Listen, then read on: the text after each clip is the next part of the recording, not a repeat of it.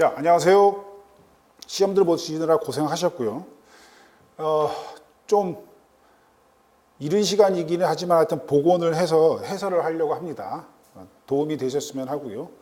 먼저 총평을 하면, 자, 보면 전체적으로 난이도라는 측면에서 보면 어렵지는 않았다.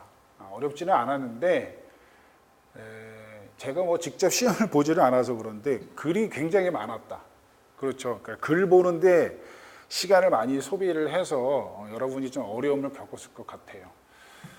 지금 이제 여기서는 이제 단원별로 출제된 문제를 보여주는 건데 지금 벌써 그 여러분이 고생해서 공부했을 양적 관계 그 부분에 대해서는 이번에 출제가 되지 않았어요.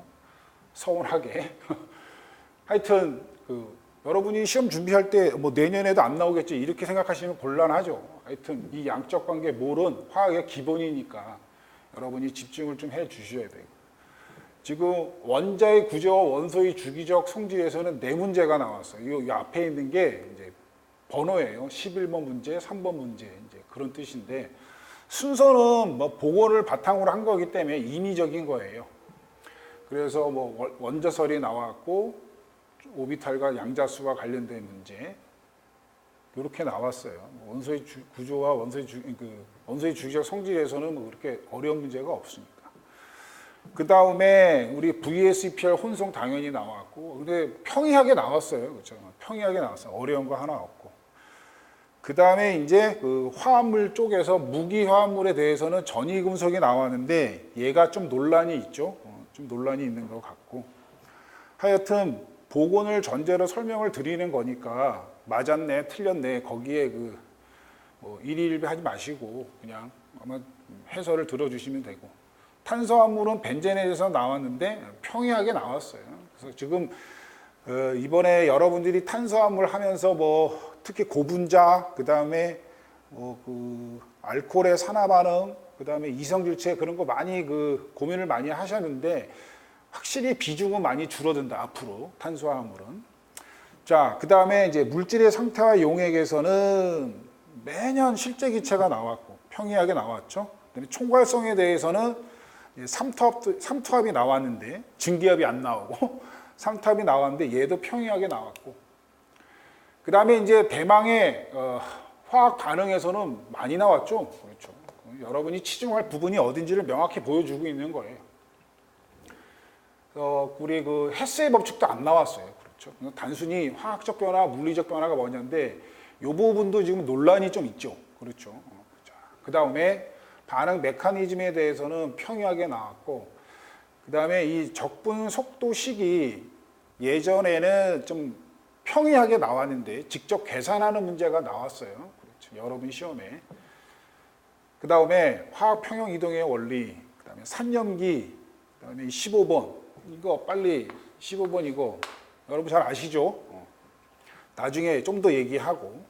의외로 산화환원에서 많이 나왔어요. 산화환원에서. 그렇죠. 산화환원 반응을 구별하는 거 역시 어렵지 않았고, 화물의 산화수 구하는 문제도 역시 어렵지 않았고, 기전력 구하는 문제도 역시 어렵지 않았어요.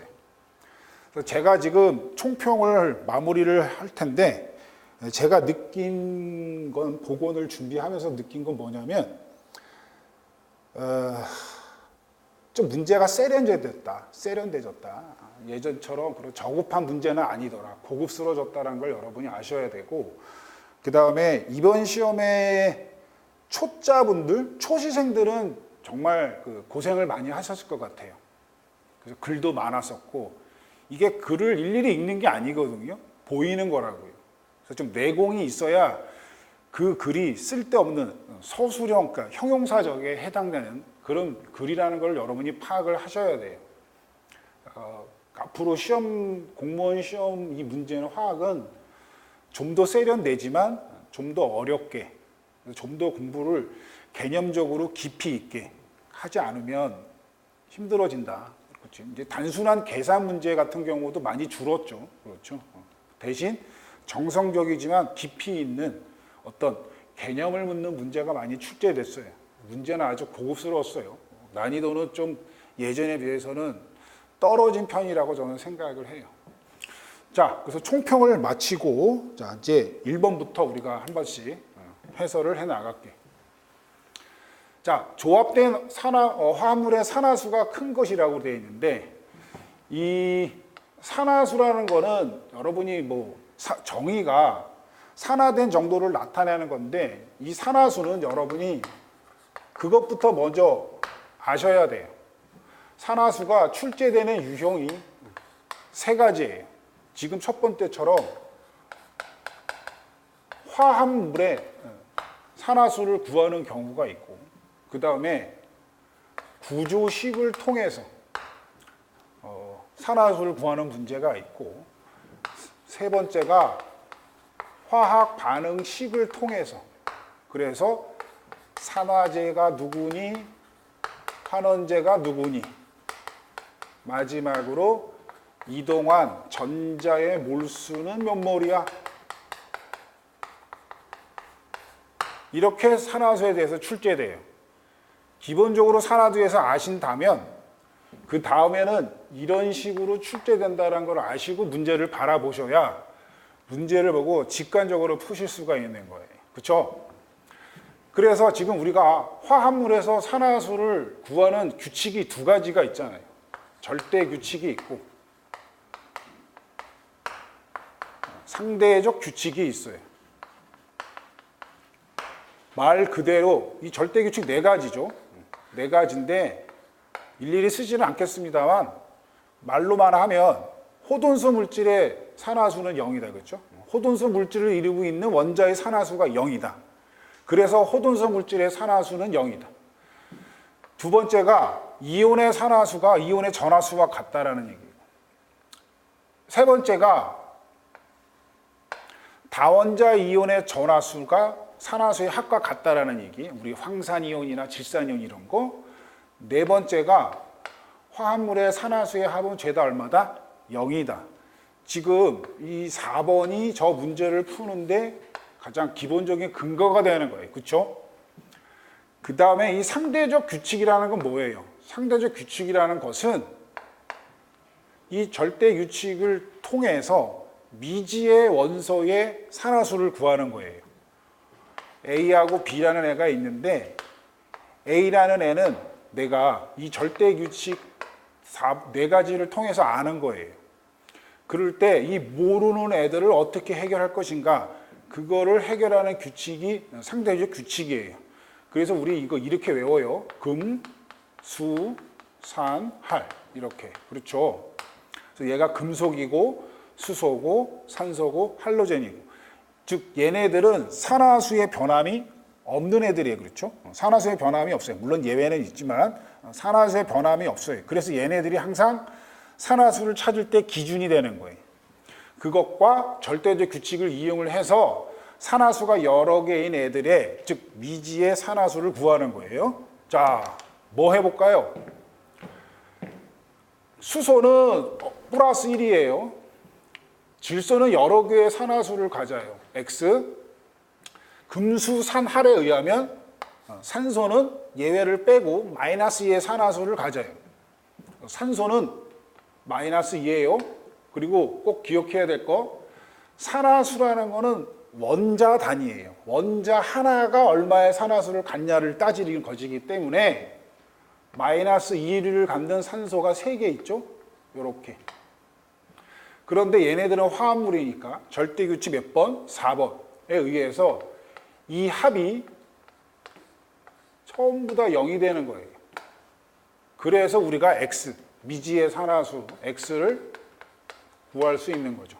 아시죠? 자, 그런 식으로 해보면 나는 플러스 6이 되고 망가는 플러스 3이 돼요.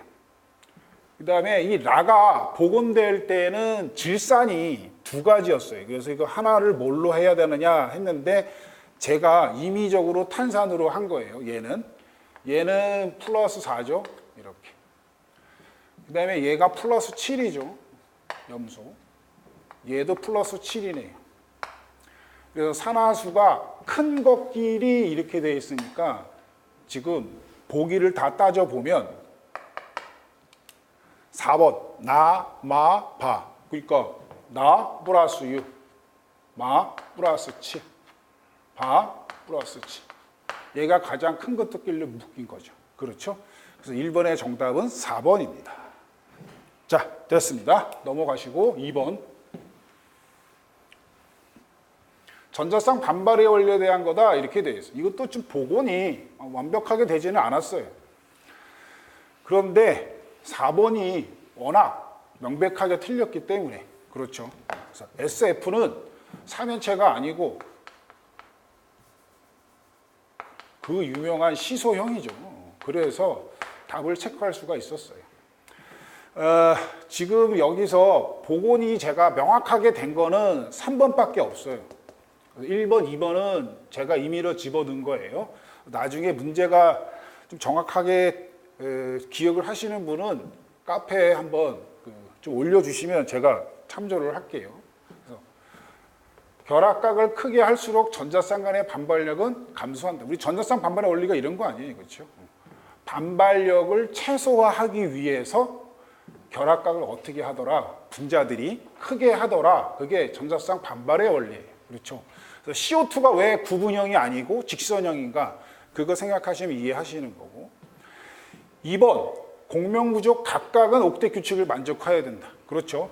공명구조 자체는 존재하지 않는 구조죠. 이 세상에 실존하지 않는 애들이에요. 그 혼재되어 있는 화물들을 우리가 설명하기 위해서 만들어낸 이론적인 개념이란 말이죠. 개념. 존재하는 게 아니란 말이죠. 하지만 그 각각은 그래도 옥대 규칙을 만족해야 된다. 뭐 잘 아시는 내용일 거고. 3번도 공명구조는 둘 중 하나로 우리가 VSEPR 모양을 결정할 수가 있다. 그렇죠. 그래서 우리 지금 이게 무슨 내용인 예를 들면 탄산이온 같은 경우 이렇게 되잖아요. 이렇게 되는데 여기서 탄산이온은 이중결합 한 개와 단일결합 두 개로 이루어져 있어. 이러면 안 되죠. 틀린 거란 말이죠. 그렇죠. 다만 여러 가지 지금 공명구조가 두 개 더 있잖아요. 그럴 때 얘 하나로 얘의 구조가 뭐라? 평면 삼각형이라는 거를 결정할 수 있다. 이런 얘기예요. 여러 가지 것 중에 하나를 가지고 VSEPR을 결정할 수 있다. 즉 모양을 결정할 수 있다. 이런 얘기잖아요. 우리 VSEPR이니까 분자의 구조, 결합각, 또 뭐 있어요? 혼성. 이거 다 해결하는 이론이 입체수예요. 그렇죠? 스테링 넘버. 자, 입체수는 중심 원자 주위의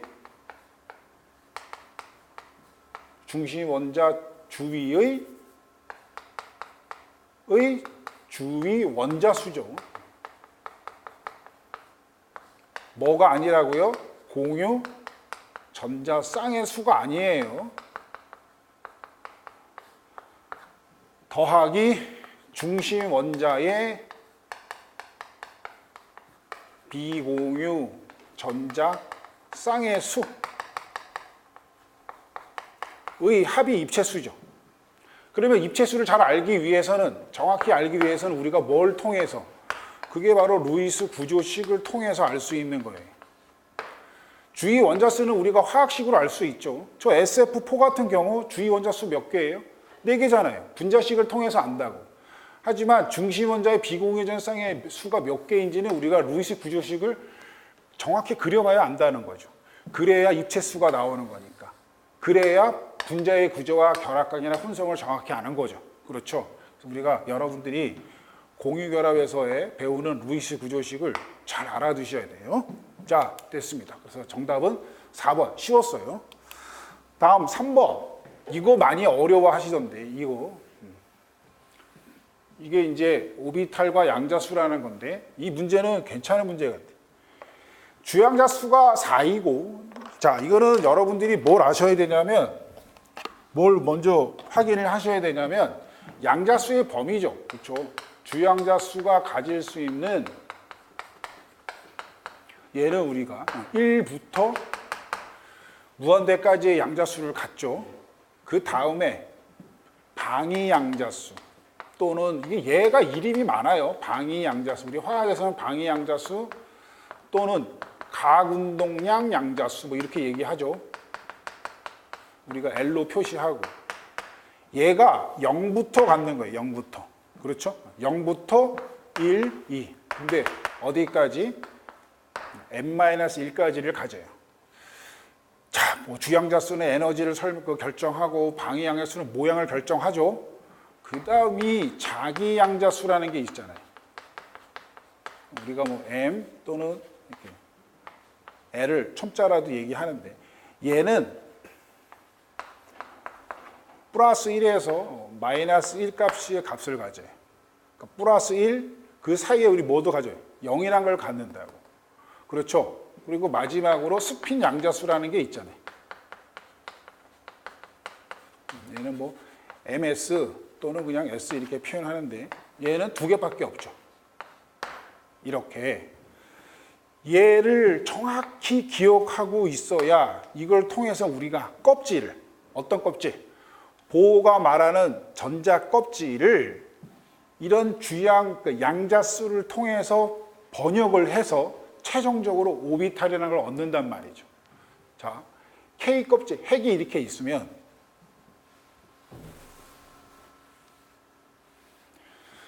자, 주양자수가 4라 그러니까 한 개, 두 개, 세 개, 이게 네 개가 이게잖아요. 얘가 주양자수가 4란 말이에요. 그런데 자기 양자수가 0을 가질 수 있는 오비탈의 수 이렇게 돼 있어요. 이거 공부하신 분들은 바로 답이 나와요. 그런데 어떻게 나오느냐 보자고. 이거 한번 해보면 n이 4고 자기 양자수가 0이려면 자, 먼저 방위 양자수는 0부터죠. 0, 1, 2, 3 이렇게 그러니까 3까지만 갔죠. 자, 이제 문제의 자기 양자수는 마이너스 L에서 플러스 1까지의 양자수를 값을 가지니까 얘가 0이니까 얘도 0이란 말이죠. 그렇죠. 그래서 우리 스핀 양자수를 빼고 이 양자수로 표현한 게 바로 4s 오비탈이라는 거죠. 그렇죠? 그래서 우리가 보고에서 말하는 K, L, M, N 껍질은 4s 오비탈에 해당이 되는 거예요. 그러면 방위 양자수가 1인 애들은 얘가 마이너스 1, 0, 1 이런 자기 양자수를 갖잖아요. 그러니까 0을 가질 수가 있네요. 자기 양자수. 그렇죠. 그럴 때 이 결론으로 인해서 나올 수 있는 오비탈이 주양자수는 4고 L이 1이니까 P 오비탈이에요. 그렇죠. 그리고 자기 양자수가 3개니까 방향도 3개, 즉 오비탈도 3개. 그래서 4px, 4py, 4pz라는 오비탈이 나오는 거죠. 그렇죠. 그 중에 자기 양자수 0인 애는 하나예요. 그러면 더 이제 할 필요도 없죠. L이 0이, L 이꼴 2면 자기 양자수가 마이너스 2, 이렇게 가질 거 아니에요. 그렇죠? 그래서 여기에 또 0을 갖는 거예요. 그럼 얘는 4D 이렇게 되겠네. 얘, 매 마찬가지죠. 마이너스 3, 어쩌고 저쩌고 0, 어쩌고 저쩌고 플러스 3 하면 4F. 그렇죠. 그래서 각각에 대해서 M 이퀄 0인 애가 하나씩 존재하기 때문에 몇 개? 2개. 그러니까 4번. 아니지. 2번. 4개가 답이 되겠어요. 그렇죠. 3번 같은 문제는 이런 것들을 반복적으로 여러분이 해봐야 저런 게 머릿속에 남아요. 시험장에서 이 짓 하고 있으면 안 되겠죠? 그렇죠. 아주 좋은 문제였어요. 자, 3번은 됐고 4번. 얘가 좀 논란이 있는 문제인 것 같아요. 이게 복원이 좀 정확히 됐는지는 모르겠는데 하여튼 이제 전이금속과 관련된 얘기인데 이런 문제가 쉽지 않은 문제예요. 그렇죠? 자, 첫 주기 전이금속이다. 우리 이거 첫 주기니까 4주기 아니에요. 자, 그럼 전이 금속은 같은 족뿐만 아니라 같은 주기에서도 성질이 유사하다. 이 표현이 아주 유명한 표현이죠. 왜 유명해요? 전이 금속과 전형 금속 또는 전형 원소인 애들과의 차이점이에요. 그렇죠? 전형인 애들은 같은 족에서만 성질의 유사성, 화학적 성질이 유사하죠. 주기에서는 달라지죠. 아니, 같은 주기에서는 금속과 비금속으로 바뀌어지잖아요. 그렇죠. 전형 원소는. 얘가 전이 금속과 전형 원소를 구분하는 아주 중요한 성질이에요. 당연히 맞아야 돼요. 그 다음에 2번, 플러스 1에서 플러스 7까지 다양한 산화수를 갖죠. 이것도 맞는 표현이고, 3번, 전이 금속은 리간드와 결합하여 존재한다. 이 3번도 보면, 그럼 전이 금속은 죄다 리간드와 결합하여 존재하느냐, 안 하는 전이 금속은 없느냐, 이렇게 생각이 들 수가 있어요. 저도 책을 찾아봤는데, 일반적으로 전이 금속은 리간드와 결합을 해서 존재해요. 이것도 전이 금속에 관한 설명으로 옳다고 봐야 돼요. 문제는 4번인데 3D 오비탈에 존재하는 전자수가 서로 다른 전자수를 갖는다. 근데 이 표현이 복원이 이게 정확하다면 확실히 얘가 틀린 거예요. 우리 4주기 전이원소가 어떻게 되죠?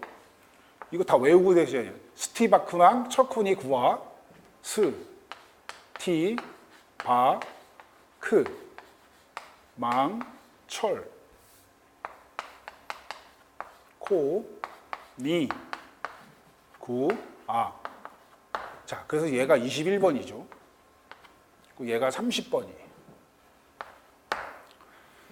이거를 떠올렸다면 4주기 얘네들을 떠올렸다면 3번이 틀렸음을 잘 알 수 있을 텐데 일단은 여기서 우리가 너무나 친숙하게 대비하고 있는 애들이 크롬과 구리죠. 그렇죠. d 오비탈에 존재하는 전자수 한번 해볼까요? 이 앞에 20번이 칼슘인데 칼슘의 전자 배치가 4s2 이렇게 끝나잖아요. 그렇죠. 그러니까 스칸디움부터 4s2, 3d1, d 오비탈에 들어가는 거예요. 그러면 티타늄이면 3d2 이렇게 얘 3d3 이렇게. 그런데 크롬은 여러분이 잘 아시겠지만 얘는 3d5, 4s1 이런 전자 배치를 갖잖아요. 이거 아시죠? 전자들이 반만 채워졌을 때의 특별한 안정성, 그게 이유예요. 꼭 기억하셔야 돼요. 자, 그 다음에 망간은 4s2, 3d5 이렇게 되잖아요. 그러니까 지금 여기서 보면 3D 오비탈에 존재하는 전자수가 서로 다른 이랬잖아요. 근데 얘는 지금 3D5, 3D5 같잖아요. 그렇죠. 그래서 우리가 이걸 가지고 틀렸다라고 할 수가 있다. 쭉 해보면 얘도 어떻게 되죠?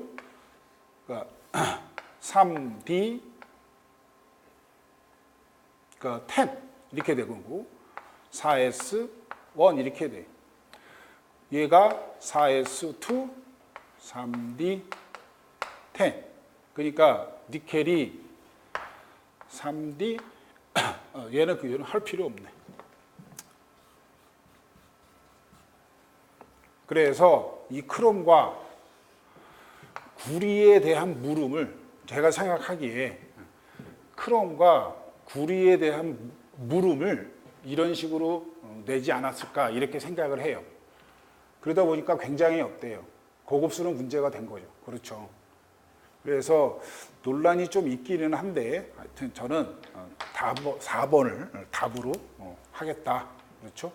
3D 오비탈에 존재하는 전자수가 서로 같은 전자수도 있다. 10개, 10개, 5개, 5개.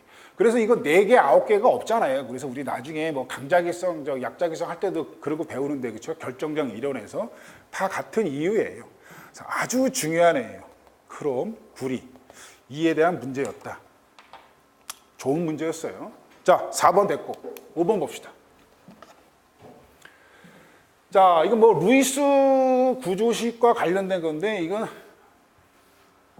저기 그림을 제가 카페에서 어떻게 한 거냐, 도대체 어떤 거냐 이렇게 물어봤더니 학생이 뭐 찍어서 올려준 거예요. 그걸 제가 이제 받아가지고 지금 만든 건데 이거와 유사하대요. 그리고 그 내용도 똑같고, 그래서 똑 맞는지는 모르겠는데 유사하답니다.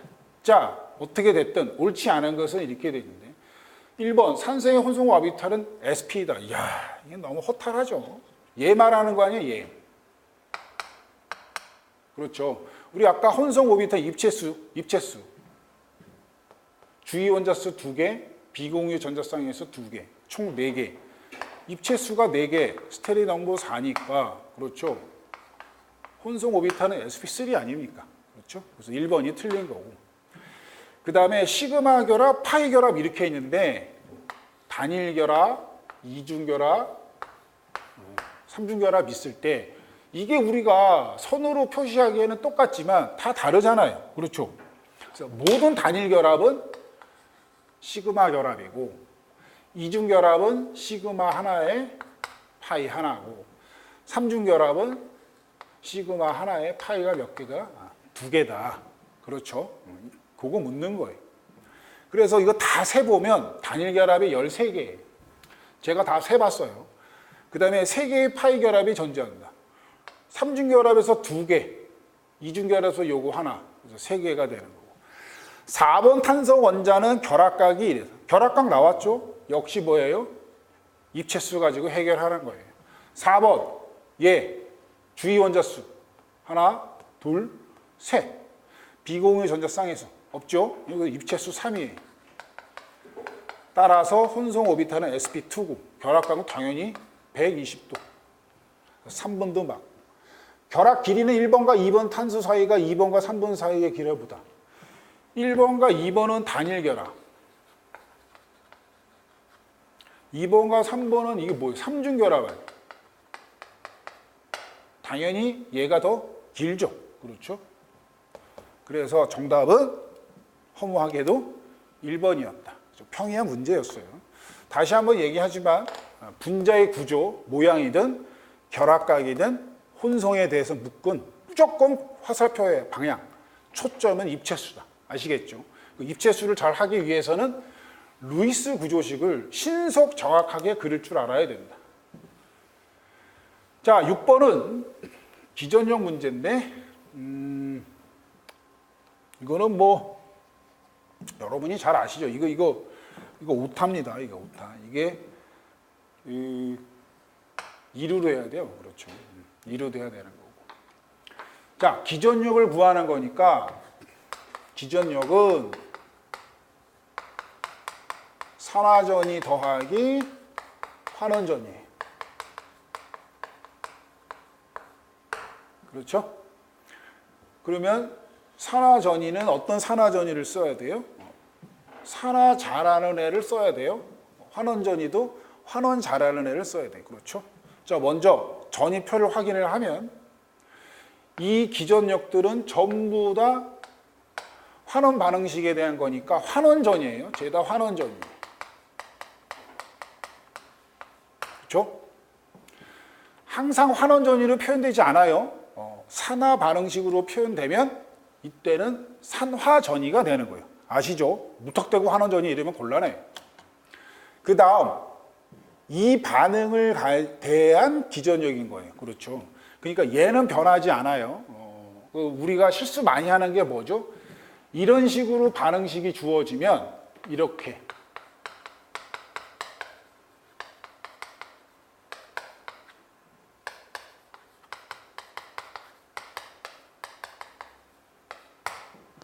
이 반응에 대한 기전력을 물을 수도 있어요.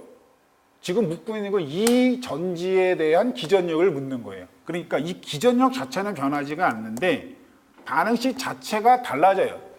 지금 반응물과 생성물이 바뀌어 있잖아요. 지금 그 얘기 하는 거예요. 그럴 때 답이 다르다는 얘기지. 구호가 달라지잖아요. 지금 예를 보면 자, 이걸 통해서 누가 산화를 잘하느냐, 환원을 잘하느냐 판단해야죠. 우리 항상 하는 게 뭐예요? 이게 환원전이니까 환원전이가 클수록 환원 잘해 이 얘기죠. 따라서 환원전이 큰 게 누구예요? 얘가 음수니까 얘가 더 큰 거예요. 환원전이. 따라서 누가 환원이 돼요? 얘가 환원이 되는 거예요. 그렇죠? 그러면 얘는 환원전이가 약하니까 환원을 못 하잖아요. 그럼 얘는 뭘 해요? 산화를 한다고. 그렇죠? 상대적으로. 산화전이를 하면 산화전이는 이게 플러스냐? 플러스 1.66이고 플러스 2.37이니까 얘가 산화돼. 그러니까 즉 얘가 산화한다고요.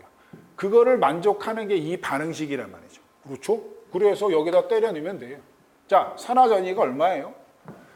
얘가 산화전이가 크니까 플러스 2.37V 더하기 환원전이 얘가 환원전이 더 크죠.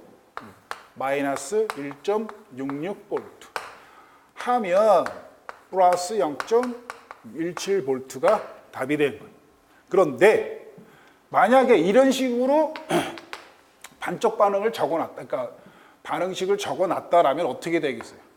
부호가 마이너스로 바뀌겠죠. 이렇게. 그렇죠.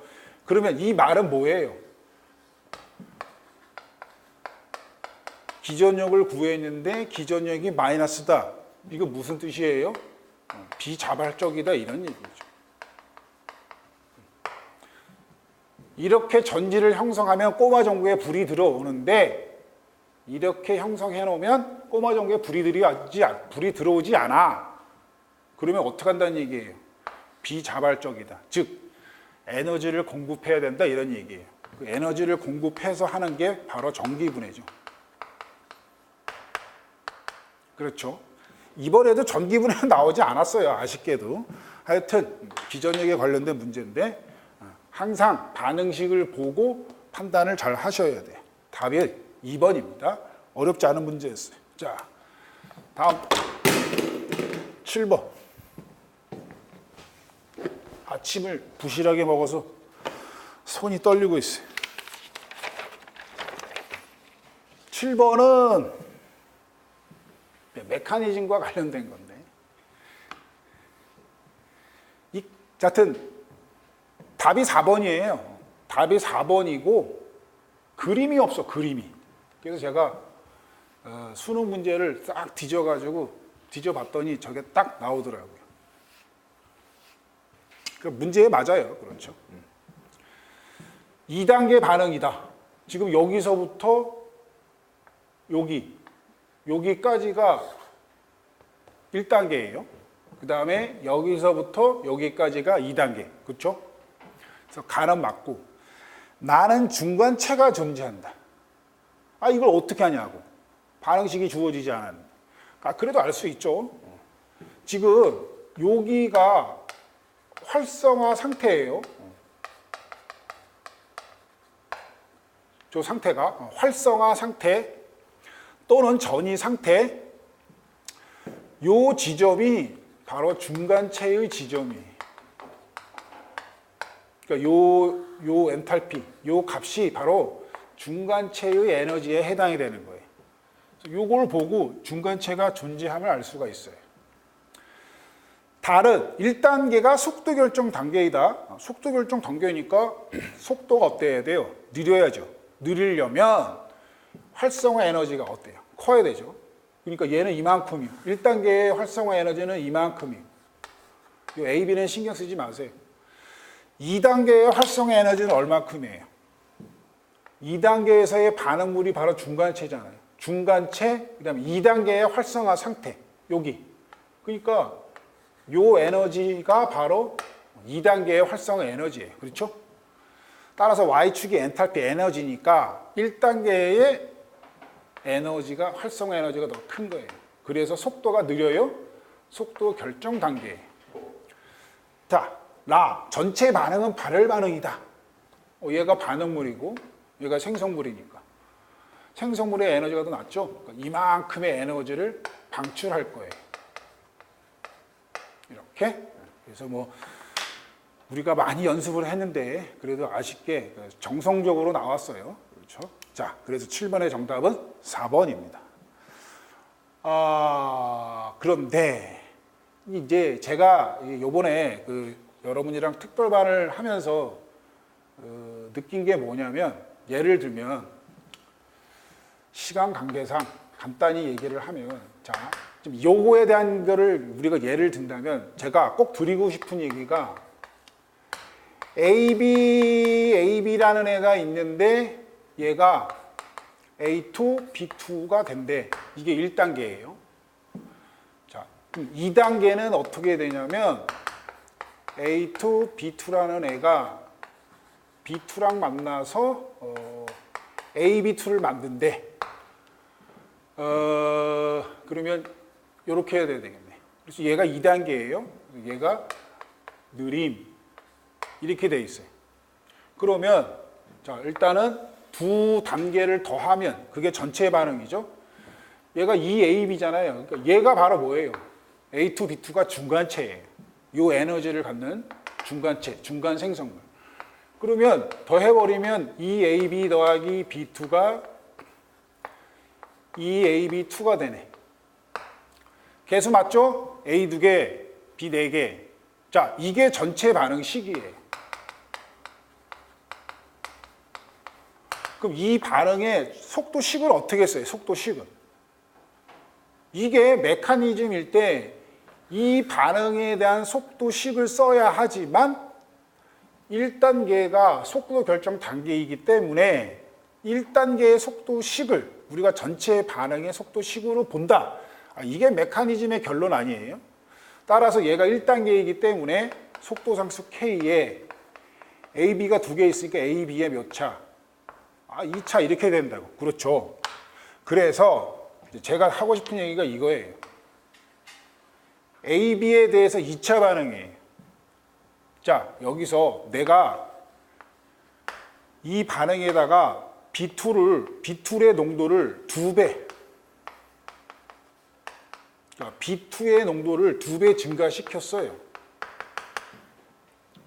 그러면 속도는 몇 배 되냐 이 얘기죠. 그렇죠.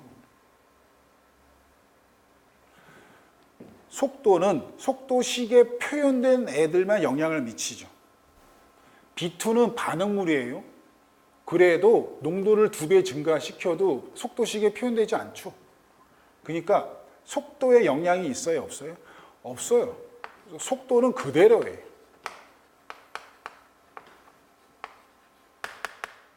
문제는 이거라니까. 내가 농도를 2배 증가시켰어. 그러니까 2몰을 만약에 넣었다면 생성물 A, B는 몇 몰이 생기느냐 이런 얘기예요. A, B2는 몇 몰이 생기느냐 이런 얘기라고. 지금 내가 하고 싶은 얘기가 이게 화학에서 큰 그 산이에요. 산. 여러분이 여기 되게 불편하게 돼 있네. 지금 이 부분은 반응 속도를 얘기하는 거고 얘는 화학 평형을 얘기하는 거예요. 즉 연력학을 얘기하는 거라고. 반응 속도와 연력학 상관 있어요? 없어요? 상관없다니까. 무슨 말 아시죠? 따라서 B2를 2배 증가시켜도 속도는 영향이 없어요. 왜? B2라는 애가 속도식에 표현되지 않으니까. 하지만 B2는 반응물이에요. 그래서 얘가 만약에 2몰이 다 소비됐다면 1, 2, 개수의 비가 1대2이기 때문에 A, B2는 4몰이 생성되는 거예요. 무슨 말인지 아시겠죠? 이거 곤란한 거야. 여러분들한테는 아주. 속도와 연력학은 상관이 없다. 뼈에 새겨두셔야 되는 부분이에요. 항상 이것 때문에 나온단 말이죠. 그 발목을 잡는다고. 이런 유형의 문제가 나왔어야 되는데 이제 이러기에는 너무 좀 난이도가 쉽게 출제된 것 같기는 해요. 여러분은 그렇게 생각하지 않겠지만 결론! 7번의 답은 4번인데 반응 속도와 화학 평형은 아무런 상관이 없다. 아시겠죠? 자, 주의하시고. 그 다음에 8번. 산화한원 반응인 것은 이건 뭐 2번만 복원됐어요. 2번만. 나머지는 제가 다 만든 건데 뭐 하여튼 4번의 중화 반응이라는 것도 제가 카페를 통해서 알았고 결국은 산화하는 반응이니까 산화수의 변화가 있으면 되는 거죠. 그렇죠? 산화수의 변화가 있는 게 산화하는 반응이고, 다른 말로 얘기하면 전자의 이동이 있는 게 산화하는 반응이에요. 맞죠? 자, 그래서 우리 이런 얘기 하잖아요. 호돈소 물질이 있으면, 반응물이건 생성물이건 호돈소 물질이 존재하면 무슨 반응이에요? 산화하는 반응이야, 이렇게 알잖아요. 그러니까 지금 8번 같은 문제는 어머 호돈소 물질이야 하고 바로 찍고 넘어가야 되는 거죠. 그렇죠? 한 가지 더. 산화하는 반응이라고 해서 꼭 호돈소 물질이 있느냐? 아, 그건 아니더라. 그렇죠? 그건 다 아시는 얘기고. 그 다음에 이 1번 같은 거는 주의하셔야 돼요. 산화하는 반응이 아니라는 거 잘 아셔야 되겠죠. 이거 루이스 산염기 반응이에요. 그리고 제발 루이스 산염기라 그래서 중화 반응이라고 그러지 마세요. 제발. 중화 반응은 물이 나와야 돼. 물이. 중화 반응의 정의를 보세요. 수용액에서 산의 수소 이온과 이렇게 돼 있잖아요. 물이 나와야 돼요. 그냥 단순히 루이스 산염기예요. 5개념 주의하셔야 되고. 자, 8번의 정답은 2번입니다. 넘어가시고. 9번. 요것도 좀 약간 보곤 하는데 제가 애를 먹었는데. 보호 원장에 따른 이렇게 돼 있는데, 이게 카페에서 올라오신 분들의 설명에 의하면 굉장히 글이 많았대요. 굉장히 글이 많았는데 여하튼 결론은 이온화 에너지에 대한 그런 설명이었다고 하는 거고, 그래서 이 에너지 값도 어젯밤에 카페에 올라온 건데, 맨 처음에는 저 에너지 값이 없었어요. 그런데 이 문제를 보시면 여러분이 뻔하잖아요. 그거와 관련된 얘기잖아요. 그렇죠? 전자기파의 에너지는 플랑크 상수에 비례하고, 다시 얘는 이거 묻는 거잖아요. 그렇죠? 그래서 여기서 지금 뭐야? 파장 얘에 대해서 묻는 거예요. 그래서 속도 나와 있고 플랑크 상수 나와 있고. 그러려면 이제 에너지를 알아야 되는데, 이 에너지 값이 맨 처음에는 뭐 리드베리 상수 그거가 주어져 있는데 값은 기억이 안 나고 뭐 어쩌고 저쩌고 부르는데, 하여튼 어젯밤에 한 분이 이렇게 알려주셨어요. 이것도 그러니까 제시된 건 아니고 계산에 의해서 나온 건데 하여튼 알려주신 거예요. 그래서 좀 논란이 있어요. 그런데 저는 맨 처음에 이걸 어떻게 계산했냐면, 우리 이온화 에너지 알잖아요. 1312 kJ/몰. 그걸 우리가 아보가드로의 수만 곱해가지고 하면 되는 거니까 상관은 없는데, 하여튼 시험 문제니까 2.2 곱하기 10의 마이너스 18승 에너지. 자, 따라서 람다에서 정리하면 예분의 이렇게 되죠. 산수예요, 산수. 얘가 플랑크인데 6.63 곱하기 10의 마이너스 33승 줄 퍼 세크. 그러니까 지금 제가 얘기하는 것은 이런 단위 잘 주의해야 된다. 단위 같은 거. 그렇죠? 단위 같은 거. 자, 얘는 3 곱하기 10의 8승 미터 퍼 세크. 그 다음에 이제 어째 됐든 저 에너지가 2.2 곱하기 10의 마이너스 18승 줄. 이렇게. 이거 계산할 때 여러분 어떻게 해야 돼요? 먼저 이것부터 딱 계산하고 대충 어중이 떠중이 계산하시는 거예요. 그러면 10에 어중이 떠중이 곱하기 10에 이게 넘어가면은 26이죠. 34에서 26을 빼니까 마이너스 8승. 단위는 뭐겠어요? 이거 미터, 빛의 속도가 미터 퍼 세크니까 미터라고. 어중이 떠중이 대충 계산해 보세요. 대충 계산해 보면 2.2, 6.6, 느낌이 봐도 3이죠? 이게 3하고 9 아니에요. 3, 3은 9. 이거란 말이죠. 문제는 나노미터죠. 그렇죠? 나노미터. 자, 나노미터가 미터를 지우고 나노미터로 해야 되니까 이렇게 쓰는 거죠. 그러면 이제 미터 없어지잖아요. 그런데 1나노미터가 몇 나노미터냐? 이거 모르면 꽝이지, 꽝. 이게 이 나노가 10의 9승을 뜻하는 거예요. 그렇죠? 나노가. 그러니까 1m하고 10의 나노미터 이게 같아야 되니까 여기 당연히 10의 마이너스 구승이 와야, 그렇죠? 요게 나노가 10의 마이너스 9승이니까 10의 9승 곱하기 10의 마이너스 9승하면 1이 되잖아요. 그래서 우리가 환산을 하는 거라고. 그래서 90 나노리터 이렇게. 그래서 정답은 1번인데 이 복원에서 좀 이 에너지 쪽이 약간 좀 찝찝한 면이 있어요. 정확히 리드베르 상수가 나와야 되는데 그 점에 대해서 여러분이 좀 카페에 글을 좀 올려주시면 제가 참조를 하겠습니다. 여하튼 9번의 정답은 1번입니다. 자, 10번인데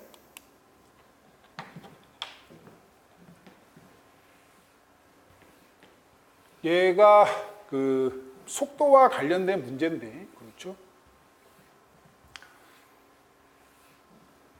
요 10번도 여러분들이 많이 도움을 주셨어요. 저 반응도 전혀 뭐 감을 못 잡고 있었는데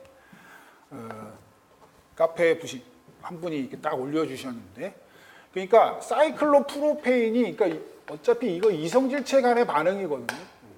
사이클로프로페인이 프로펜 이중결합, 그러니까 고리형이 이제 사선형으로 되는 반응인데 이 반응이 1차 반응이래. 그럴 때 10%가 분해되었을 때 걸린 시간을 구하면 이렇게 돼 있어요. 이제 10번 이 문제를 보면서 이게 지금 되게, 그렇죠? 난이도 있는 거죠. 그렇죠? 10번 문제 자체는 적분 속도식을 이용하는 것은 난이도 있는 문제고, 또한 여러분들 수험생들 많이 배려한 깔끔한 문제예요. 이 문제 잘 하신 거예요.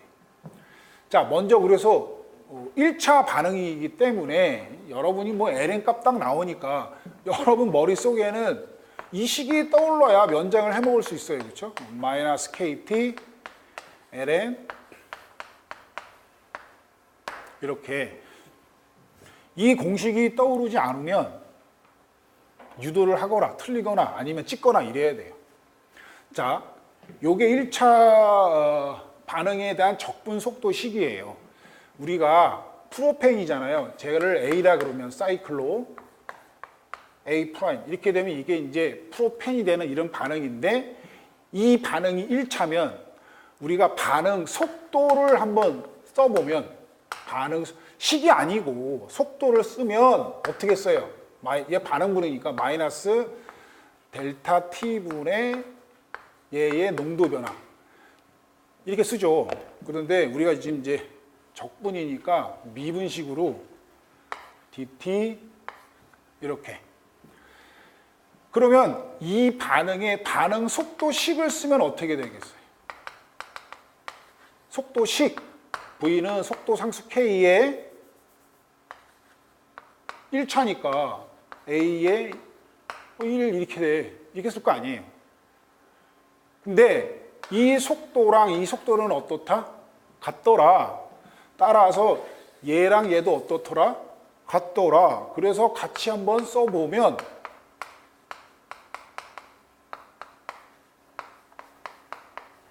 이렇게 되죠. 그래서 우리가 이제 여기서 뭐죠? 변수 분리 뭐 이딴 걸 하잖아요. 그래서 마이너스 얘가 이렇게 넘어가면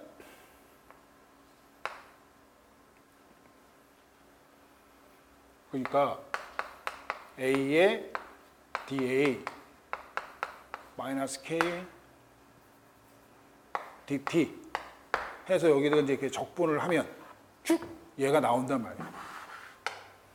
우리 이제 다 기억하고 있어요. 그렇죠? 우리 그 특별반 수험생들 이거 많이 기억하고 있어요. 그렇죠? 그래프도 기억하고 있잖아요. 이렇게. 이런 식으로. 그렇죠?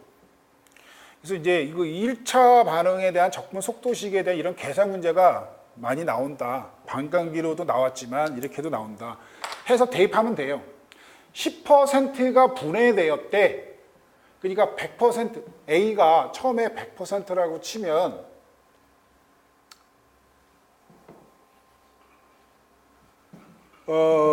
얘가 얼마라는 얘가 1이라는 얘기잖아요. 그러니까 ln 얘가 1이니까 ln 1이면 뭐예요? 0이잖아요. 얘 0이 되는 거고, 속도 상수가 이렇게 주어져 있어요. 민 6.1 곱하기 17 곱하기 10의 마이너스 4스 곱하기 t. 그런데 ln 쏘리 얘가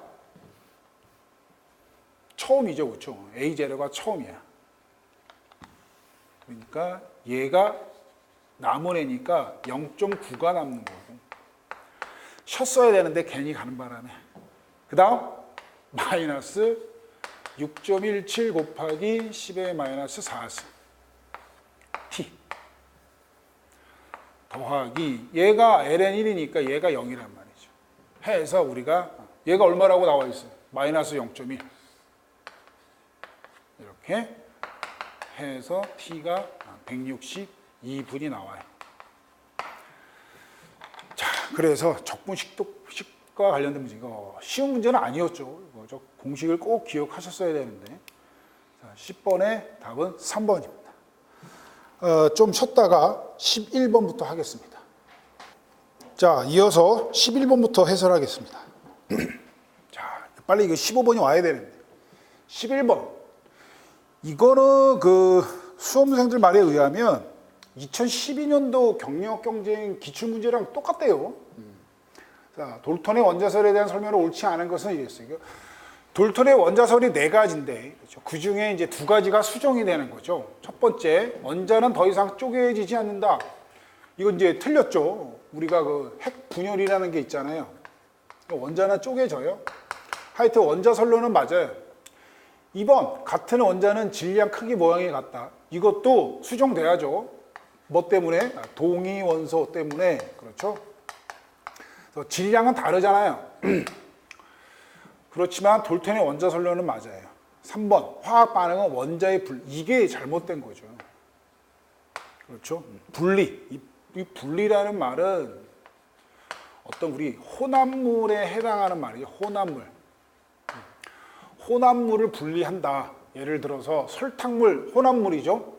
그거를 우리가 설탕과 소금, 물로 분리를 하려면 증발시키면 되는 거잖아요. 그렇죠? 거기에 써야 돼요. 여기에 적합한 표현이 아니에요. 화학 반응은. 그 다음에 결합의 재배를 막고 원자의 변화. 이것도 이상한 표현이에요. 그렇죠? 원자가 변하지는 않죠. 원자는 결합의 재배열만 있는 거예요. 그러니까 예를 들어서 뭐 수소랑 결합하고 있다가 탄소랑 결합을 한다던가 이런 변화를 포함하는 거예요. 그래서 3번이 틀린 표현이고 4번은 복원이 좀 애매한 거서 제가 집어넣은 표현이에요. 화합물은 실험식으로 나타낼 수가 있다. 그렇죠. 화합물은 실험식으로 나타낼 수 있다. 우리 분자식으로도 나타내고 그렇죠. 분자는 분자식으로 표현을 하는데 우리 나머지 이온 결정 얘네들은 실험식으로만 표현되는 거죠. 그렇죠? 실험식으로만 표현되는 거고 그 다음에 분자식은 실험식으로도 표현될 수 있죠. 그 얘기예요. 그렇죠? 11번의 정답은 3번이었습니다. 평이한 문제였고 12번 수소결합 안 나오면 이상하죠. 그렇죠? 당연히 나와야 될 문제. 평이하게 나왔어요. 수소결합에 대한 설명을 옳지 않은 것은 이랬는데 지금 제가 생각나는 것은 우리 카페에서 질문을 올리고 뭐 답하고 하다 보면 상당히 그 수준 있는 질문을 하는 분들도 많이 계세요. 그런데 12번에 이거 4번 이거를 오호 이거 내용이 잘못됐네. 이온결합이나 공유결합만큼 이렇게 되어 있는데 이게 잘못되어 있어요. 이온결합이나 공유결합만큼 강하다. 자, 이렇게 되어 있었어요. 이게 제가 어젯밤에 급하게 이거 하느라 자 먼저 수소결합이니까 이 말만 딱 하고 자 수소결합은 1차적으로 그렇죠. 얘는 그러니까 분자간 인력이에요. 그렇죠? 분자간 인력이에요. 분자간 인력 중에서 쌍극자 간의 힘이 쌍극자 간의 힘, 그러니까 쌍극자 간의 힘 중에서 유난히 큰 힘을 우리가 수소 결합이라고 부르는 거예요. 그리고 본질은 다 정정기적 인력이에요. 쿨롱의 힘. 이렇게. 그러니까 분자 간 인력임에도 불구하고 우리가 이렇게 결합, 본드라는 말을 붙인 이유가 뭐냔 말이죠. 이 분자 간 인력이 형성되는 게 우리 마치 뭐처럼 배위 결합처럼 분자 간 인력이 형성되기 때문에 우리가 수소 결합이라고 이름을 붙이는 거예요. 근데 이게 정설은 아니고 그렇게 설명을 하는 책이 있어요. 근데 타당한 거예요. 정의를 보면 첫 번째가 폰과 수소가 공유 결합으로 연결되어 있는 원자이다. 맞죠? 정의가 뭐예요? 폰에 직접 결합한 수소 이렇게 돼 있잖아요. 이 수소와 또 다른 분자의 비공유 전자 쌍이에요. 그렇죠? 이 말을 자꾸만 책에서 빼먹는데 비공유 전자 쌍이에요. 그냥 원자가 아니에요. 그러니까 같아질 수 있어요. 플로린 비공유 원자 쌍 있죠. 산소 있죠. 질소 다 있다고. 근데 얘네들과 직접적으로 쿨롱 힘이 작용하는 게 아니라니까요. 이놈의 비공유 전자 쌍이에요. 그러면 정정기적 인력은 쿨롱의 힘이니까 플러스 마이너스 그 힘이잖아요. 따라서 얘가 플러스, 그러니까 정확히는 델타 플러스고 비공유 전자 쌍이 마이너스 역할을 하는 거예요. 비공유 전자 쌍이 델타 마이너스 이렇게 되는 경우는 없어요. 전자잖아요. 그냥 마이너스란 말이죠. 그러니까 요 놈과 요 놈 사이의 쿨롱의 힘, 이거를 우리가 수소 결합이라 그러는 거예요. 그럼 우리 배위 결합은 뭐예요? 비어있는 오비탈에 얘가 비어있는 오비탈이잖아요.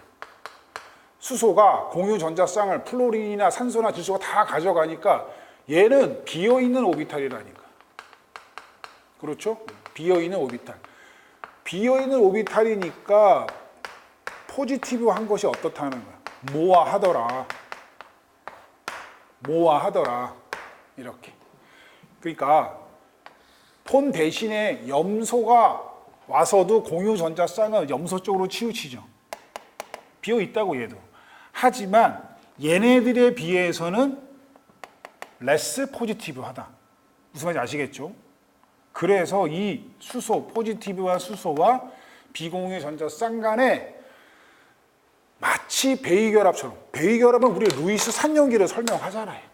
비에는 오비탈이니까 루이스 뭐가 되겠어요? 산이잖아요. 비공유 전자쌍 비주염, 루이스 염기. 오케이? 중화반응 아니죠. 중화반응 아니죠. 이거에 의한 결합이란 말이죠. 그래서 얘네들이 화학 결합, 이온 결합이나 공유 결합, 화학 결합은 아니지만 다른 분자 간 인력에 비해서는 매우 큰 힘을 나타낸다. 그게 수소 결합 아니에요. 그래서 끓는 점이 높다 이런 얘기예요. 그래서 1번은 맞는 표현이고, 그렇죠? 2번은 쌍극자 힘의 일종이다 맞고, 3번 F가 가장 강한 수소 결합을 한다. 이것도 맞죠?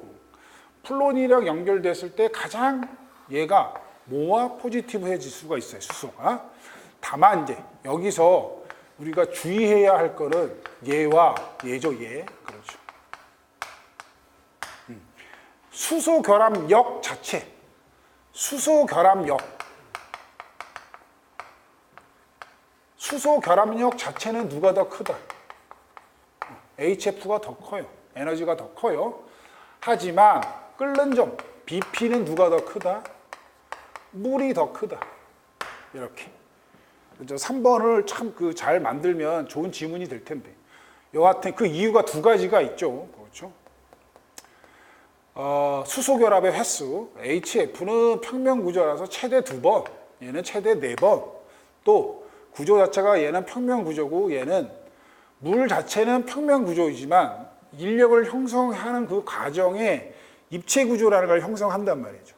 그렇죠? 그래서 결합 자체는 얘가 더 크지만 끓는 점이라는 것은 액체 간의 인력을 전부 다 끊어서 기체가 되는 거기 때문에 얘는 힘도 많고 4회, 최대 4회 하니까 또한 구조 자체가 무슨 구조다? 삼연체 입체 구조를 형성한단 말이죠. 우리 육각기들 들어가 봤잖아요. 그런 게 다 입체 구조 아니야. 그래서 끓는 점은 얘가 더 높다라는 거 항상 주의하셔야 돼요. 4번 이온결합이나 공유결합만큼 강하다. 이게 틀렸어요. 중요한 내용이지만 평형이 나왔어요. 정답은 4번입니다. 13번 벤젠에 대해서 이렇게 되어 있어요. 자, 탄수화물을 대표해서 벤젠이 나왔는데 옳은 설명으로 옳은 것으로 이렇게 되어 있는데 벤젠은 우리 이렇게 그리죠. 벤젠은 이렇게 그리잖아요. 얘도 공명구조니까 이중결합 3개, 단일결합 3개 아닙니다. 그렇죠? 여하튼 결합각이냐 결합각. 결합각이니까 또 나왔어. 입체수 가지고 판단하죠. 그러니까 이 결합각이 몇 도냐 이런 얘기죠. 얘가 sp2 혼성이죠. 따라서 결합각은 120도래. 간은 틀렸고. 첨가 반응이 우세하게 진행된다 이랬는데 지금 벤젠은 포화탄화수소냐 불포화탄화수소냐 얘기가 여기서부터 시작이 되죠. 벤젠은 이게 결합 차수가 1.5잖아요. 따라서 포화가 아니고 불포화탄화수소예요. 그러면 첨가 반응이 있고 취한 반응이 있는데 이 불포화 반응은 일반적으로 첨가 반응이 우세하게 진행이 되지만 얘는 불포화 탄화수소예요. 그래서 오히려 취한 반응이 우세하게 진행이 돼요. 그렇죠? 특별한 공명구조로 인한 특별한 안정성. 그렇죠? 대단히 안정한 애예요. 그렇죠? 공명구조로 인한 가지수가 많죠. 그렇죠? 가지수가 많을수록 더 안정한 애니까. 그래서 첨가 반응이 우세하게 진행된다. 얘도 틀린 말이에요. 평면구조이다. 아까 이 120도니까 sp2 평면구조이고 당연히 무극성이고 상온에서 액체 상태로 존재해요. 우리 불법 휘발유 많이 들어봤죠? 불법 휘발유. 그게 주된 놈이 얘 아니에요. 벤젠이랑 톨루엔. 그렇죠? 분자량이 78이에요. 그렇죠? 따라서 상온에서 액체로 존재한다. 그러니까 다하고 라가 맞네. 정답이 4번입니다. 자, 이제 14번. 삼투 현상. 총괄성과 관련된 문제인데, 반투막에 압력이 가해지는 현상이다. 이 가가 좀 보건상에서 애매했는데, 하여튼, 압력에 의해 나타나는 현상이다. 이런 취지인 것 같아요. 맞죠? 그렇죠.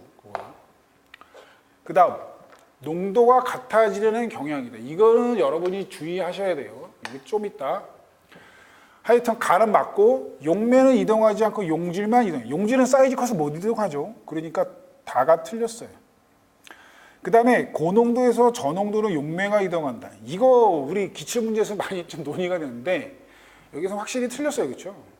용매는 고농도에서 저농도로 이동하고 저농도에서 고농도로 이동해요. 다만 이동 속도의 차이가 있을 뿐이에요. 결과적으로 저농도에서 고농도로 용매가 이동하게 되는 거죠. 그래서 지금 나가 문제되는데 농도가 같아지는 경향이 있다 이랬는데 만약에 이 지문이 농도가 같다? 이렇게 표현이 되면 얘는 틀린 표현이다. 그렇죠? 우리 동쪽 평형에서의 농도 관계에서 우리 한번 공부한 적이 있는데 증기압과 관련된 문제에서는 동쪽 평형이 도달이 되면 용질이 같으면 죄다 같죠. 몰랄 농도도 같고 몰 농도도 같고 퍼센트 농도 같고 밀도도 같고 다 같아요. 다만 용질의 종류가 다르면 몰랄 농도만 같죠. 나머지는 다르고. 다만 이제 삼투 현상에서는 이 농도가 같지가 않다. 그렇죠. 결론이 뭐였어요? 고농도는 고농도예요. 저농도는 저농도예요. 이를 유지하는 거예요. 물론 오해를 하시면 안 되는 게 이 고농도는 처음 고농도보다는 감소하죠. 이 저농도는 처음 저농도보다는 증가해요. 하지만 절대 같아질 수는 없다. 그렇죠? 왜 그러지 지금 설명이 하기에는 시간이 많이 걸리지만 하여튼 압력에 의한 영향이 있기 때문에 고농도는 고농도를 유지하고 저농도는 저농도를 유지한다라는 게 삼투 현상에서의 동쪽 평형에서의 농도 관계예요. 다만 같아지려고 하는 경향이 있다. 이 표현을 우리가 이런 식으로 표현하면, 그러니까 지금 제가 설명한 표현으로 바꾸면 이거예요. 고농도는 농도가 감소하고 저농도는 농도가 증가하지만 둘은 같아지지는 않는다. 그렇죠? 그래서 나 지문을 좀 더 멋있게 낼 수가 있는데 안타까웠어요. 하여튼 농도가 같아지려고 하는 경향이다라는 표현은 맞는 표현이에요. 자, 그러면 뭐가 맞아요? 가나가 맞았기 때문에 정답은 1번. 드디어 나왔어. 드디어 15번. 자, 제가 신기 있다고 얘기했죠. 자, 이 문제 또 수험생이랑 통화를 했는데 보자마자 찍었대잖아요. 이걸 보고 어머 이걸 이렇게 얘가 이렇게 되는군.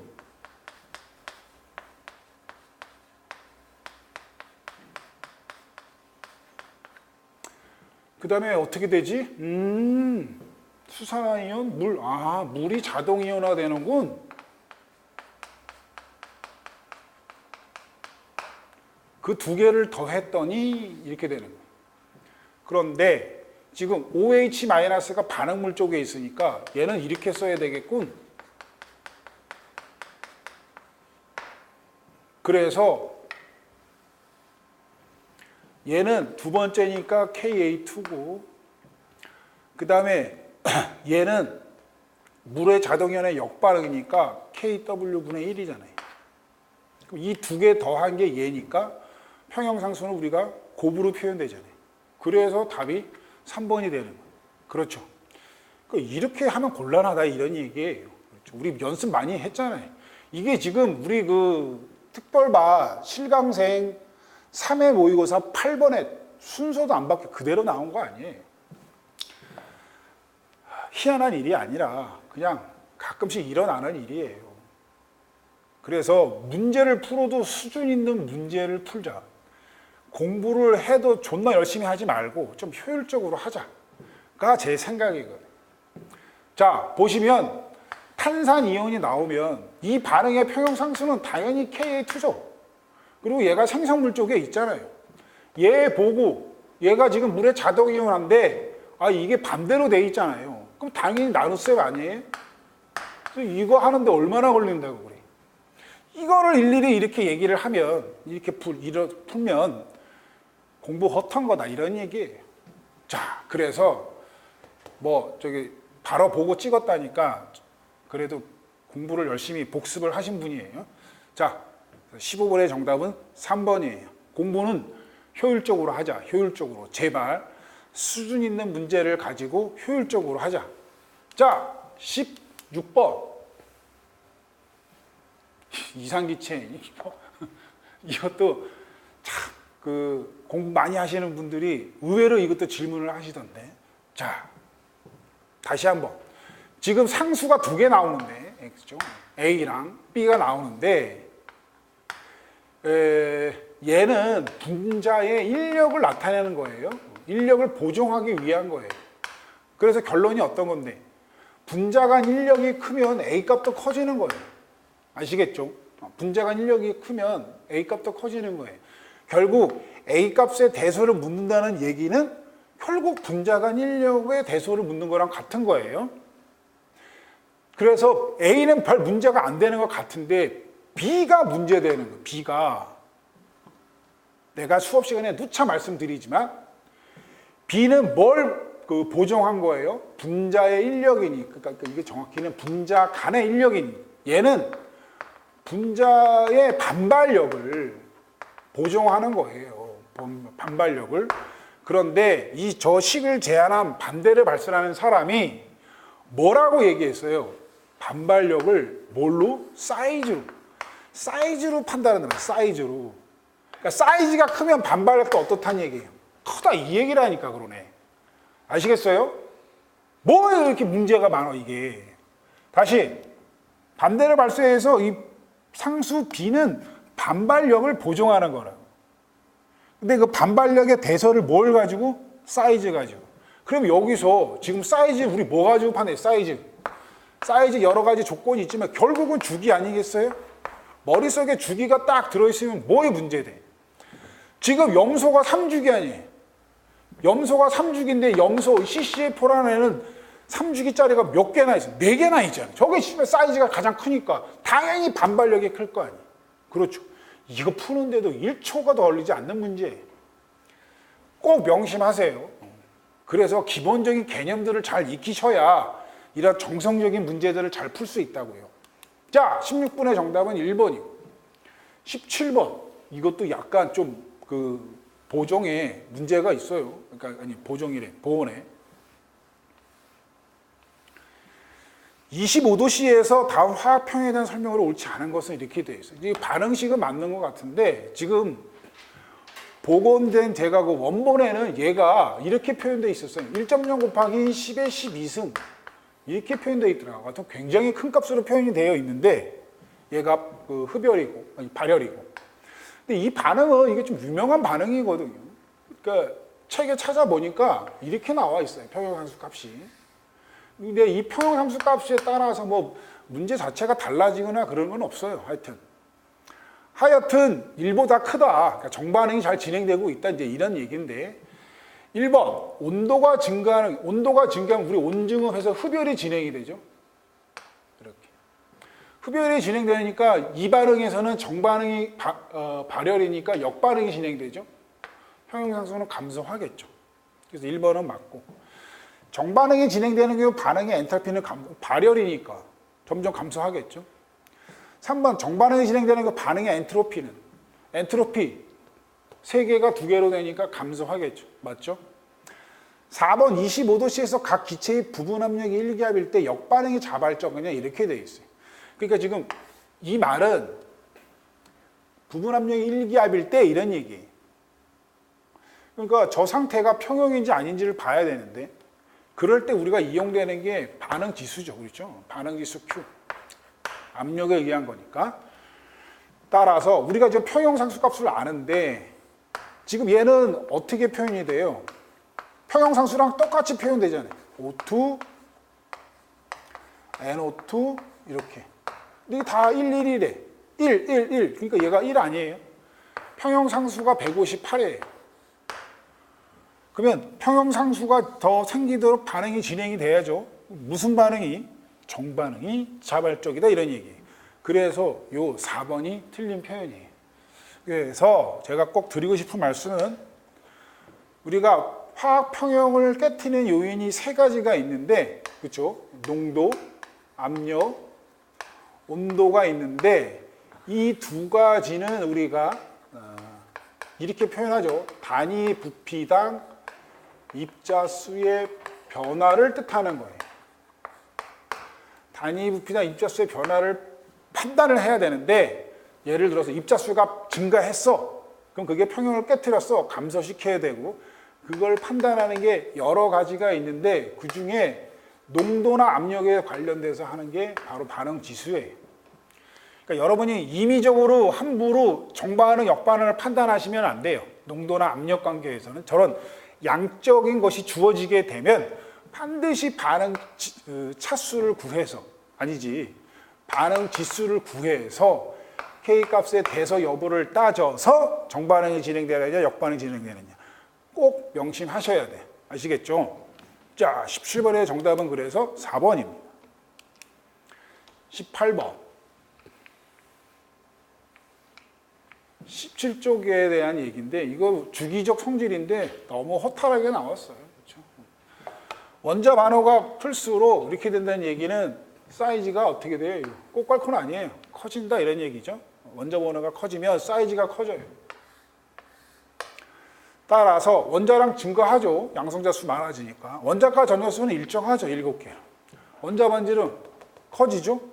이온의 에너지 어때요? 원자 반지름이 커지면 쿨롱 힘이 작아지니까 전자 떼내기 쉬우니까 이온의 에너지는 감소하죠. 그래서 증가하는 게 다. 그렇죠? 그래서 정답은 2번이. 19번. 얘가 지금 문제되는데 얘가 19번. 아,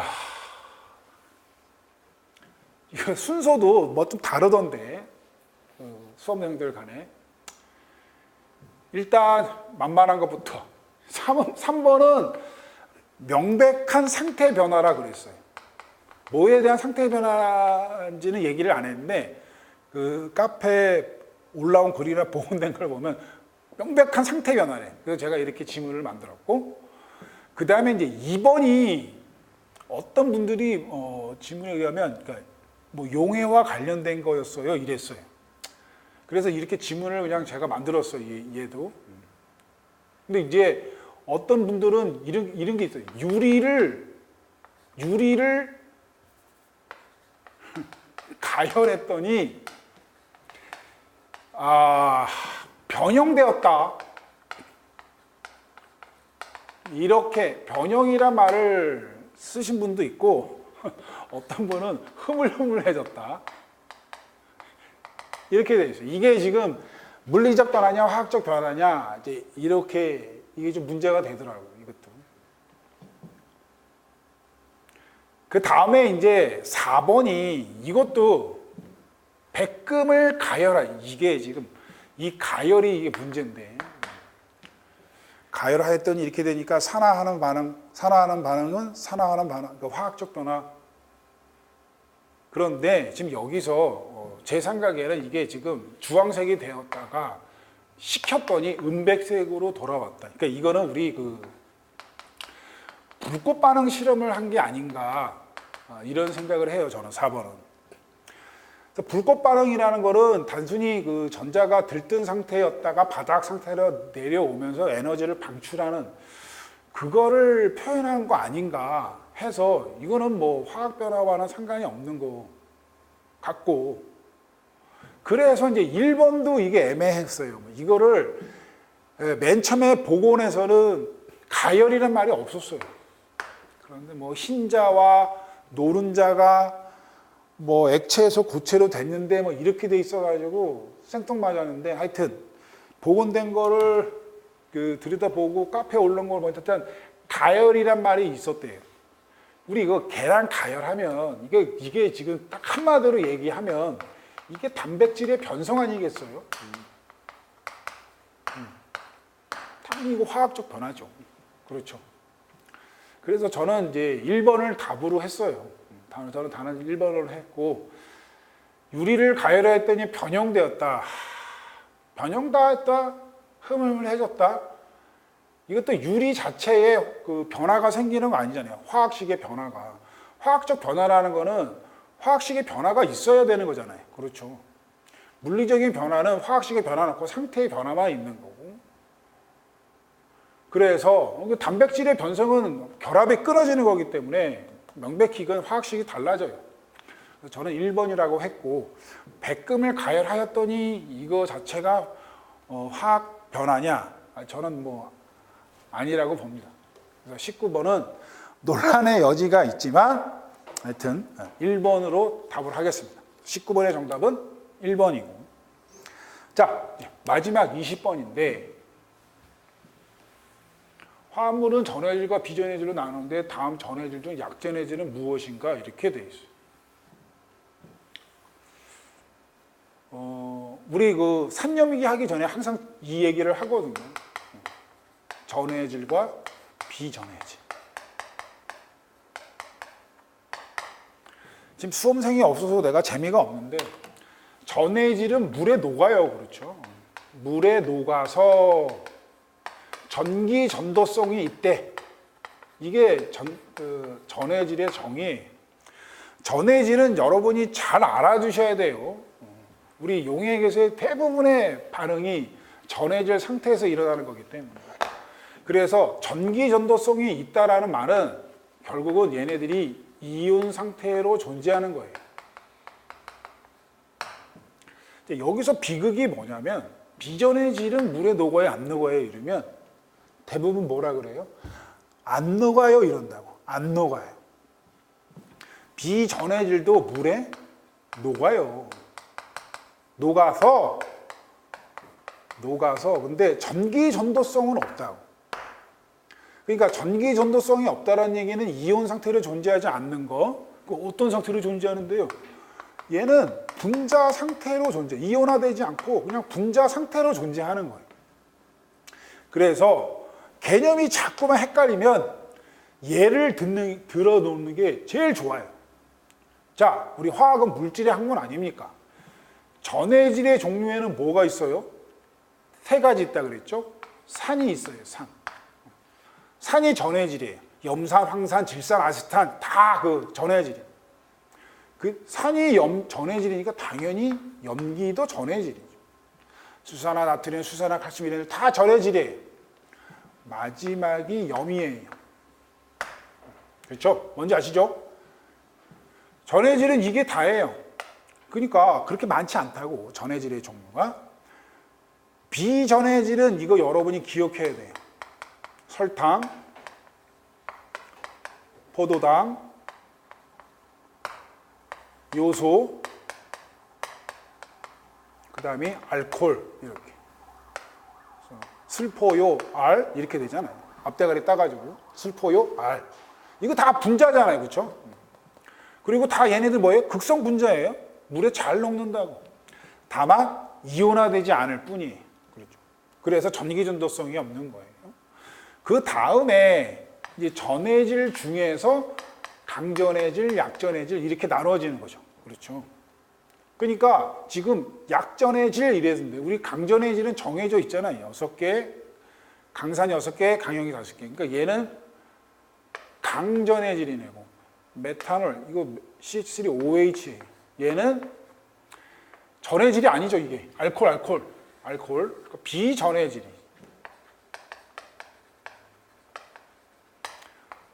수산화 나트륨, 염기죠, 염기.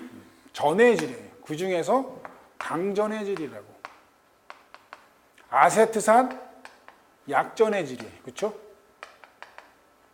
강산 6개에 해당되지 않으면 약산이니까. 그래서 정답이 몇 번이 되는 거예요? 3번이 되는 거예요. 그렇죠? 20번의 정답은 3번이에요. 얘는 뭐 복원이 뭐 확실한 것 같고.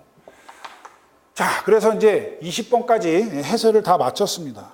좀 시간 관계상 자세히 해야 할 것도 있는데 시간 관계상 하여튼 자세히 설명드리지 못했고, 다시 한번 이제 여러분한테 말씀드리고 싶은 것은 시험 문제 자체가 난이도 자체는 그렇게 어렵지 않았다. 그런데 이제 출제 형식에 있어서 지문이 많이 들어간 것 같기도 하는데 그만큼 좀 많이 깔끔해지고 세련돼졌다라는 느낌이 들어요. 그리고 예전처럼 무식하게 계산하는 문제가 줄어들었다는 거, 그리고 정성적으로 개념적인 문제를 많이 묻는다는 거. 그런 문제는 내공이 쌓여야 돼요. 내공이 쌓여야 되기 때문에 개념 위주로 여러분이 공부를 열심히 잘 하셔야 돼요. 그러기 위해서는 그 공부를 제발 효율적으로, 그러니까 뭐 몇천 문제 풀어야 되느니 그런 거에 집착하지 마시고, 그 예전에 하여튼 수준 낮은 문제들을 많이 풀려고 애쓰지 마시고 유형별로 잘 정리된 고급스러운 문제들을 풀어서 효율적으로 공부를 해서 수험 기간을 여러분이 단축시켜야 되는 게 그게 제 목적입니다. 여러분도 공부를 하실 때 열심히 해야 되겠다 중요하죠. 다만 열심히 하되 효율적으로 공부를 해야 되겠다라는 걸 꼭 명심하시고 책을 들여다보시기 바랍니다. 하여튼 시험 보느라고 고생을 하셨고 점수가 뭐 명백히 나쁘지 않는 한은 결과는 잘 모르니까 꼭 면접 준비를 잘 하시길 바랍니다. 면접 준비 안 하고 탱자탱자 놀다가 합격해버렸어, 필기에. 그때 부랴부랴 면접 준비하지 마시고 냉정하게 마음을 가지시고 면접 준비를 잘 하시고. 자, 그동안 수고하셨습니다. 해설을 마치겠습니다.